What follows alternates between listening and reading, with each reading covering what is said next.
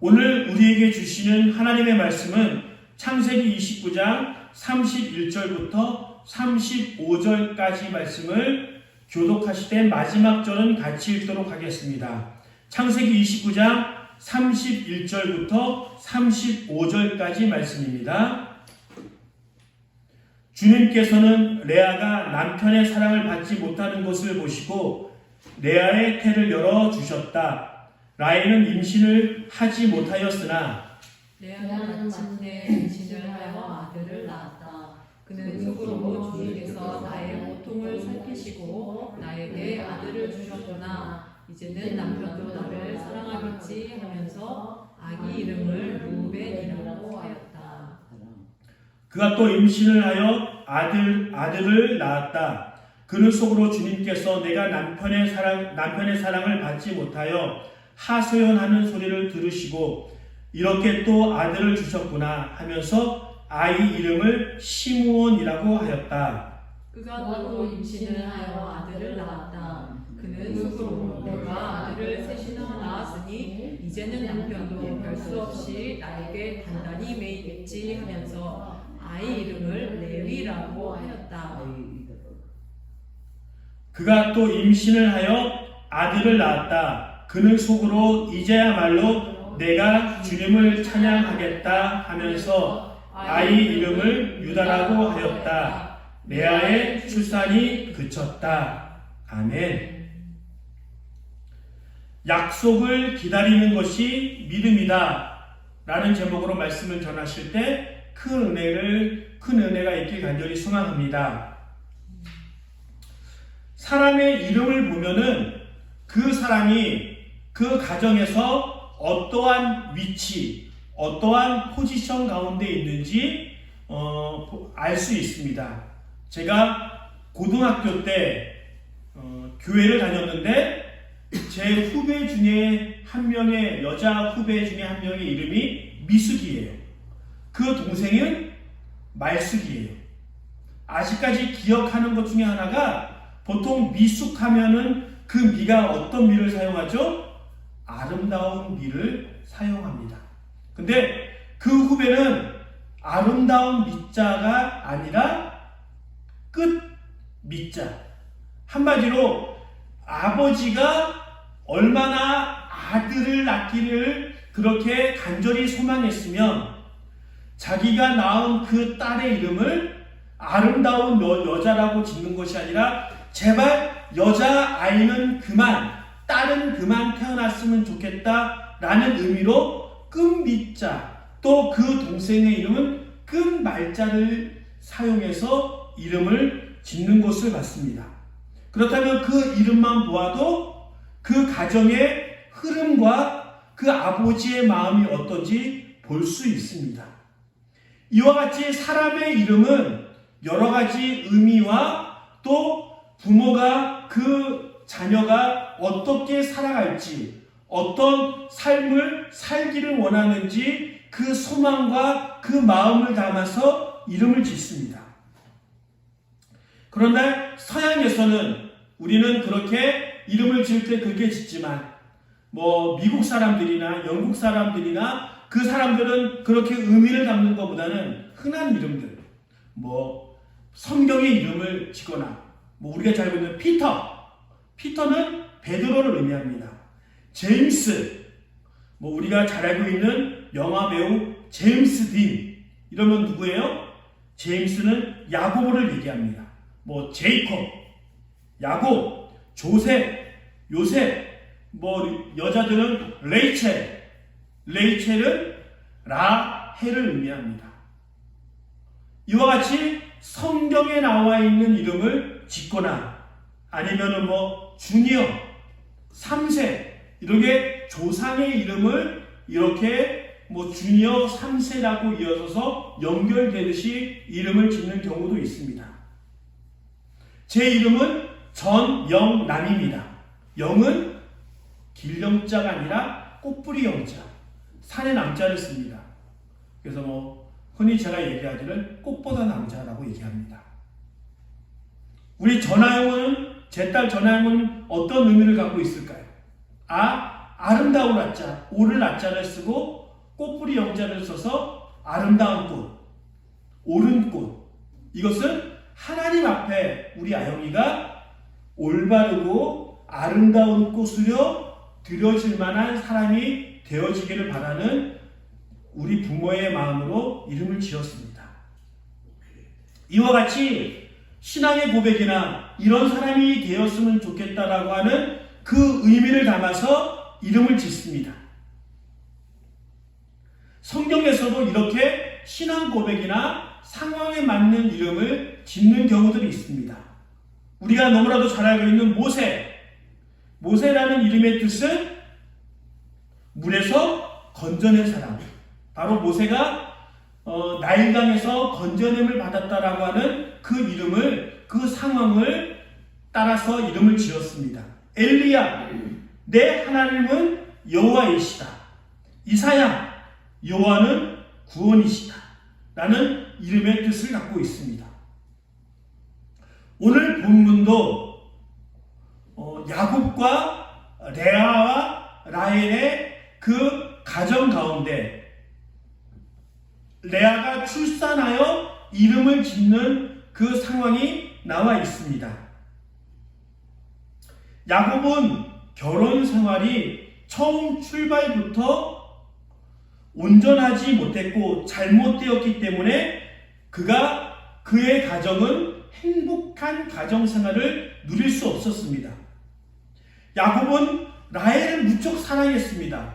어느 정도 그의 아내 라헬을 사랑했냐면 14년 동안 일해서 라헬을 나의 아내로 얻어질 만큼, 생각해 보세요. 내가 대가를 받지 않고 14년 동안 종처럼 일해서 그 아내가 얻어진다면 14년의 그 생활을 허비하면서까지 라헬을 위해서 살 수 있을까라고 하면 쉽지 않아요.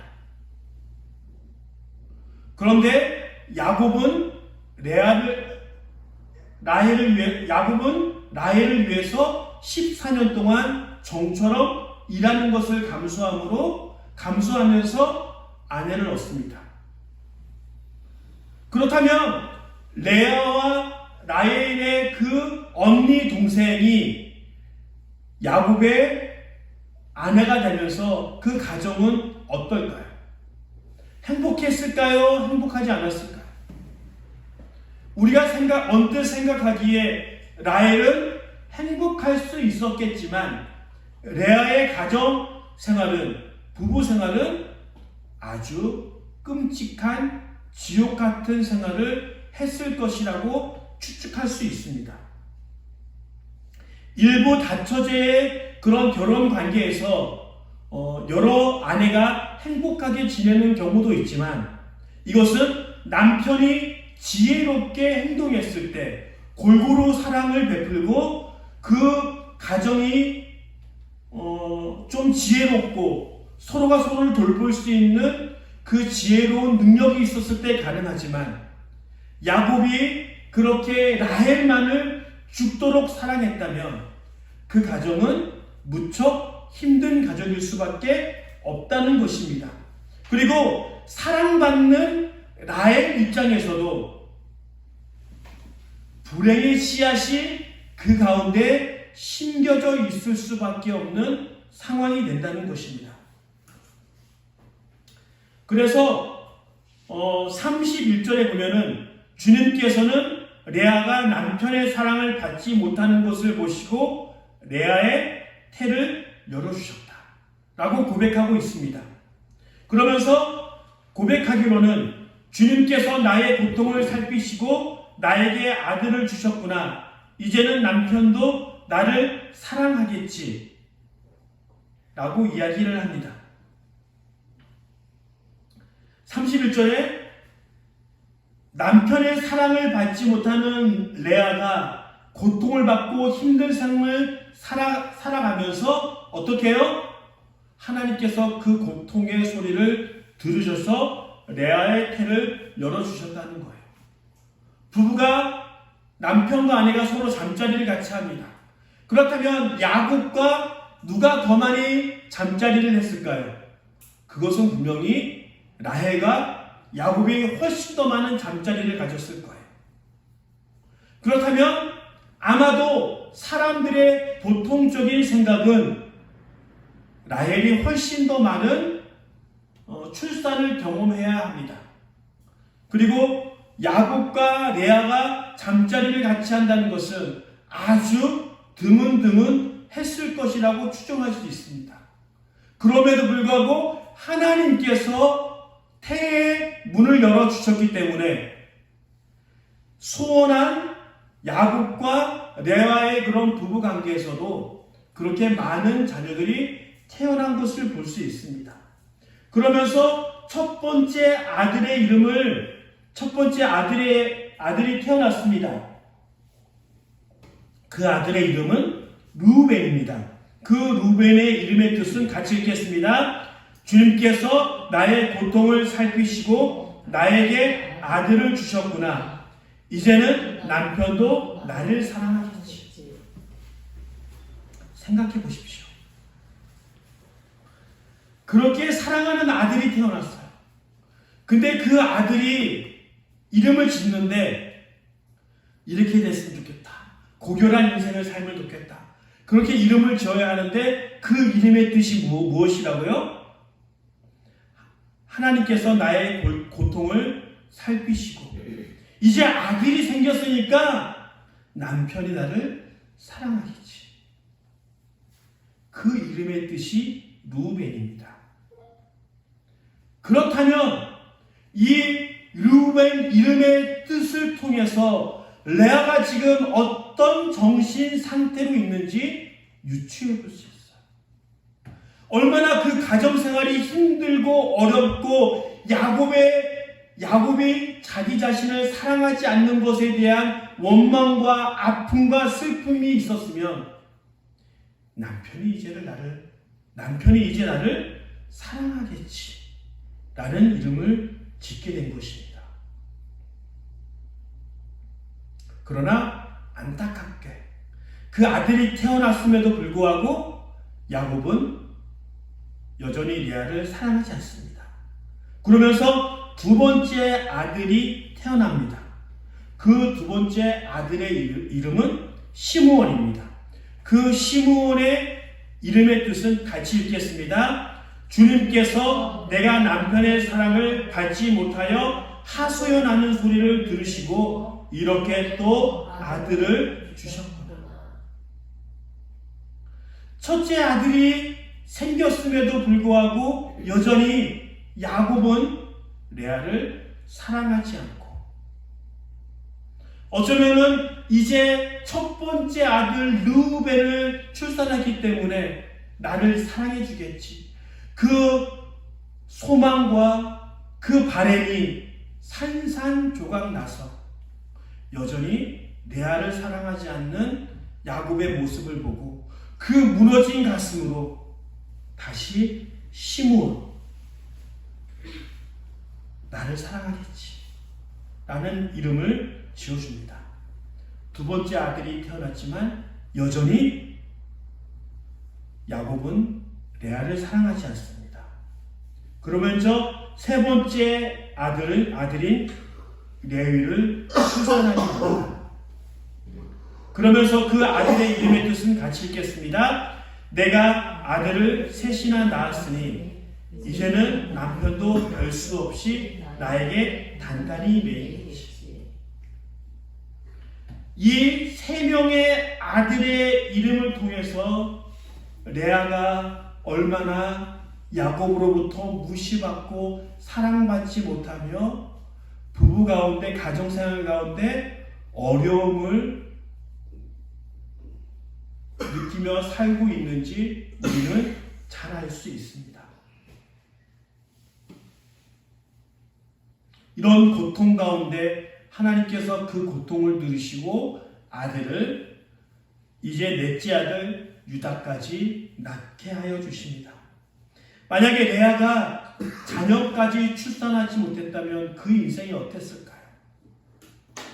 남편으로 사랑받지 못하고 자녀까지 없었다면 그의 인생은 매우 힘들고 어려운 인생을 살았을 것입니다. 그렇게 흔히 한국 사람들의 말로 여성이 소박을 당하지 않도록 하나님께서는 자녀의 축복을, 태의 문을 열어주신 것을 볼 수 있습니다. 그렇다면 이 레아는 어떤 삶을 살았을까요? 남편의 사랑을 바랬지만 남편의 사랑을 받지 못하며 그의 희망과 그의 소망은 어디에 둘 수밖에 없었을까요?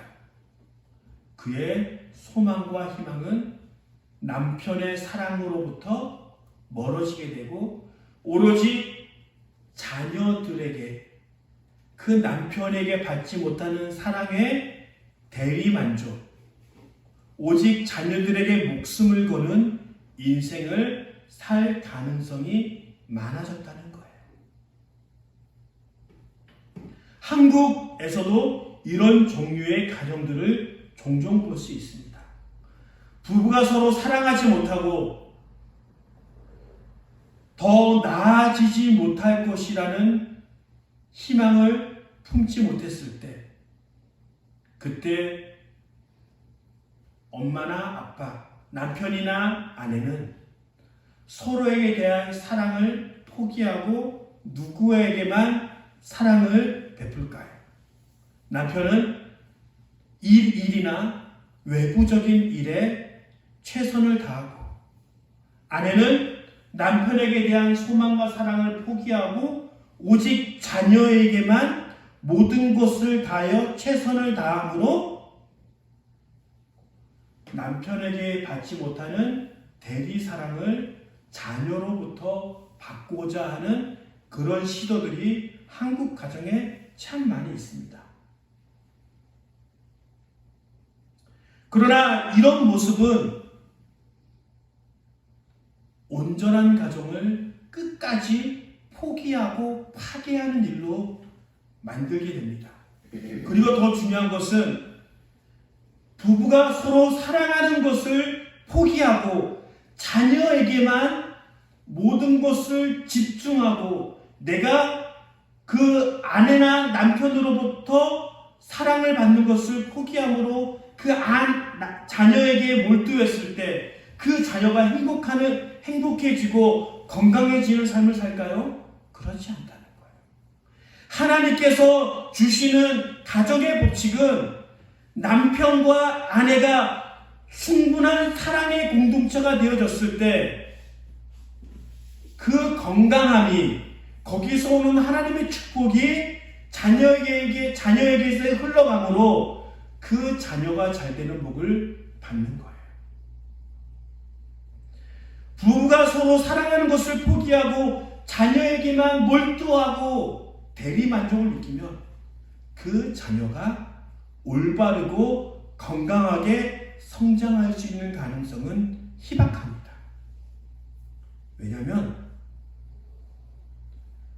부모가 자녀에게 몰두하면 어떤 경우가 되어지면 이제 자녀가 성장해서 결혼을 해서 부모를 떠나 다른 한 몸을 이뤄야 하는데 부모를 떠나지 못하고 부모는 자녀를 떠나보내지 못해서 그 독립된 가정을 인정하지 못하고 계속 참견하고 뺏기지 못하고 딸이었으면 그 사위에게 내 자녀를 줘야 하는데 뺏기지 못하는 거예요. 내 아들을 내 며느리에게 뺏기고 싶은 마음이 없는 거예요. 그러면서 한국 가정의 신혼부부의 가장 이혼하고 문제가 생기는 가장 많은 종류의 불행이 여기에서 옵니다.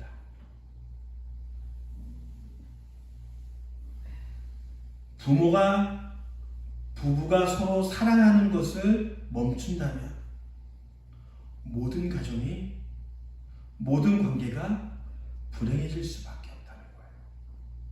그것을 기억하기를 바랍니다.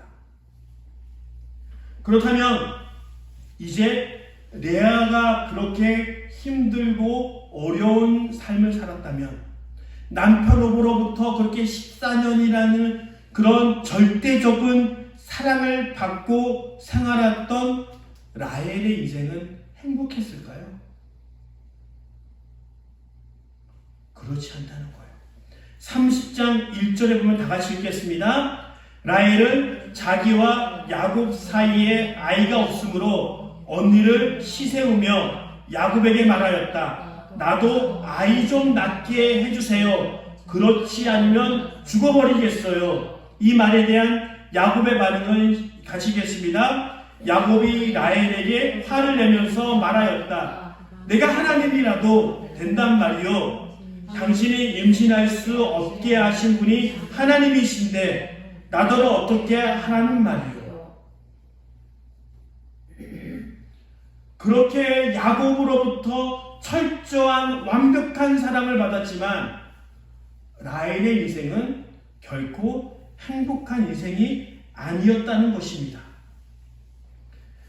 아무리 여자가 남편의 사랑을 받더라도 그 당시에 또 우리나라의 조선시대에 비하면 아들을 낳지 못하는 여성은 대우를 받지 못하며 일명 소박당하는 일들이 일어났기에 아무리 남편의 사랑을 받더라도 자녀가 태어나지 못하는 것에 대한 불평과 어려움으로 라헬과 야곱의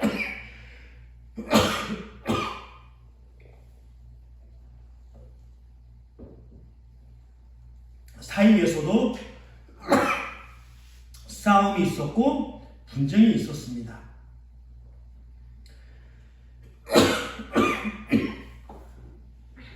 이와 같이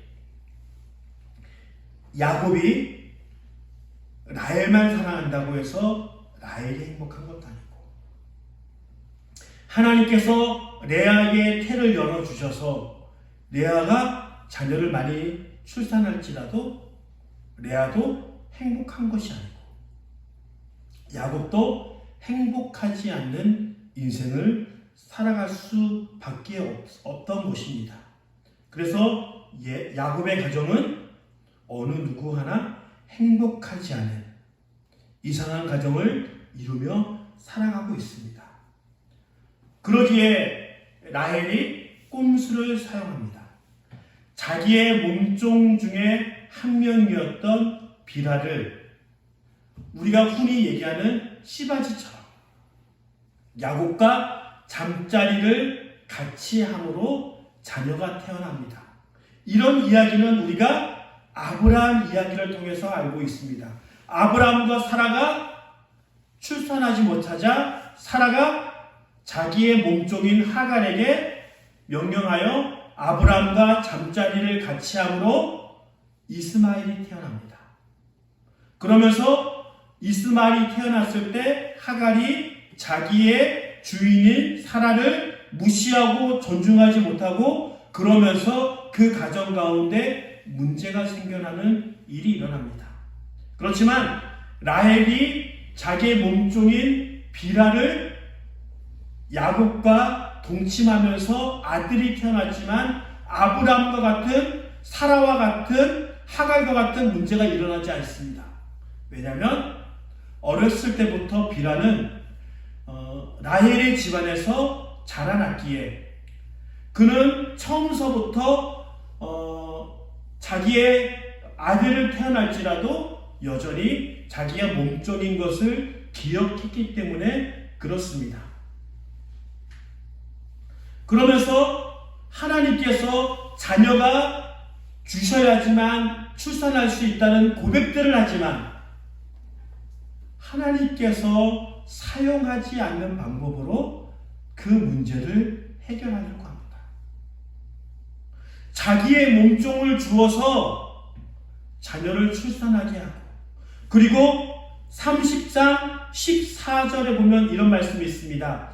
보리를 거둬들일 때 루벤이 들에 나가다가 자귀 나무를 발견하여 어머니 레아에게 가져다 주니 라헬이 레아에게 말하였다. 언니 아들이 가져온 자기 나무를 조금만 나눠줘요. 이 자기 나무를 새 번역에서는 자기 나무라고 하지만 개역 개정판에서는 뭐라고 얘기하면 합판체라고 부릅니다. 이 합판체를 보통 어떤 도구라고 얘기하면은 체음제라고 얘기합니다.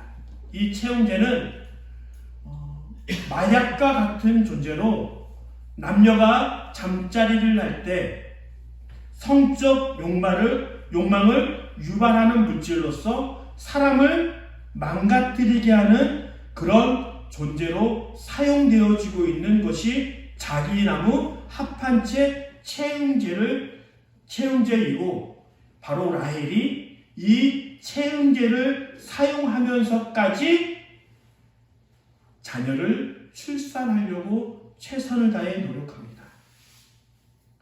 말로는 자녀는 하나님께서 주시는 것이라고 말은 하지만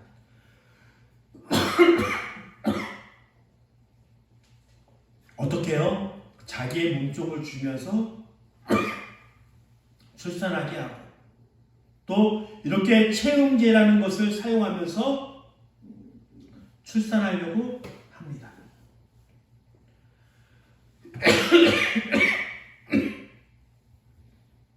이와 같이 하나님의 때를 기다리지 않고 하나님의 허락하신 방법으로 그것을 이루는 것이 아닌 사람의 방식으로 잘못된 방식으로 그것을 이루려고 하는 것이 라헬의 문제점이었습니다. 이런 모습들이 그 후에도 많이 보여지고 있습니다. 신앙을 고백하고 하나님의 주권을 인정했다는 것은 하나님께서 그 일을 이루시기까지 내가 뭐 하겠다는 거예요? 기다리겠다는 거예요. 아브라함과 사라도 그 하나님이 일하실 때까지 하나님께서 이루실 때까지 기다리지 못했어요. 야곱도 그 장자권을 얻기 위해서 기다려야 하지만 자기의 잘못된 방법으로 거짓으로 자기의 실수로 그 일을 이루려고 합니다. 결국 믿음은 하나님께서 이루실 때까지 하나님을 신뢰하는 마음을 포기하지 않고 기다리는 것이 바로 믿음이에요. 그렇게 살아간 사람이 있습니다. 그것이 누구예요? 요셉이에요. 요셉은 감옥에서 끝까지 기다립니다. 하나님께서 세우실 때까지 그 어렵고 힘든 시간을 묵묵히 견뎌냅니다. 그 주인집의 주인 여자가 자기를 유혹하지만 내가 감옥에 갈지라도 그 유혹을 견뎌냅니다.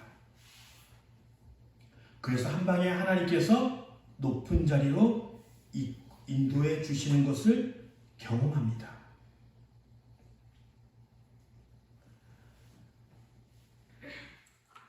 목회자를 바라봅니다. 목회자를 바라보면 성품으로나 영적으로도 참 좋은 목회자들이 있어요. 근데 그 목회자, 성품으로나 영적으로나 참 좋은 목회자인데 교회가 잘 안 되는 경우가 참 많이 있어요. 그런데 반대로 참 안 좋은 목회자, 성품으로나 영적으로나 말씀으로나 참 안 좋은 목회자인데도 불구하고 어떻게 해요? 그 교회가 성장하며 대우받는 목회자들이 있다는 것을 보게 됩니다. 하나님이 살아계시다면 성품적으로나 영적으로 좋은 사람이 그렇게 부흥되고 대접받는 교회가 되었으면 좋겠는데 그렇지 않다는 거예요. 그런 일들은 우리 가운데서도 많이 일어납니다. 하나님을 신실하게 믿고 하나님 앞에 신실하게 드리는 많은 사람들이 있지만 그 모든 사람들이 하나님의 큰 기적을 경험하는 것도 아니에요.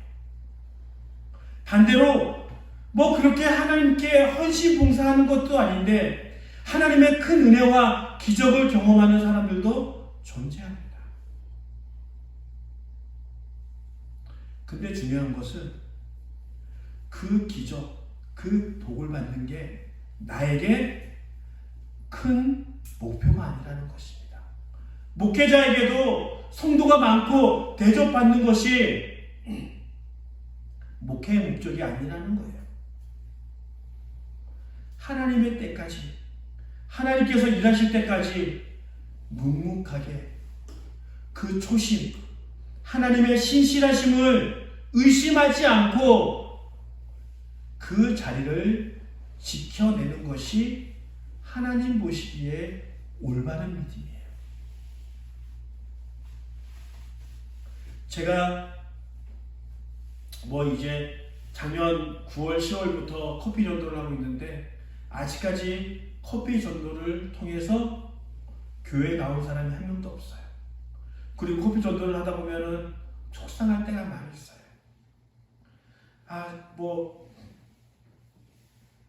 안 믿는 사람들이 와서 마시면 좋겠는데 다른 교회 권사님들, 다른 교회 집사님들이 오셔서 마실 때가 참 많이 있어요.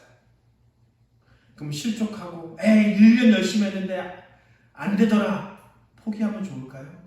그렇지 않다는 거예요.